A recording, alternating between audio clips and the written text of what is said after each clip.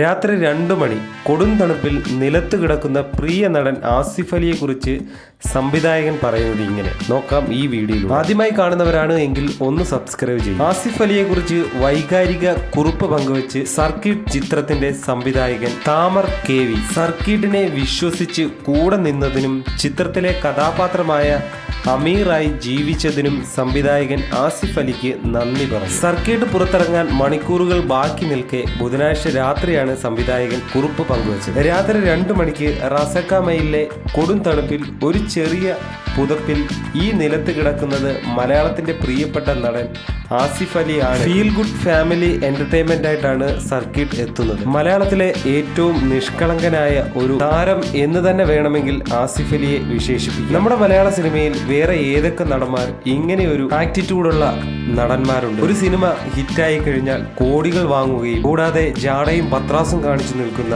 മറ്റനേകം നടന്മാർ ഇന്ന് നമ്മുടെ. എന്താണ് നിങ്ങളുടെ അഭിപ്രായം? കമന്റ് ചെയ്യൂ. അടുത്ത നല്ലൊരു വീഡിയോയുമായി വീണ്ടും കാണാം. Good bye.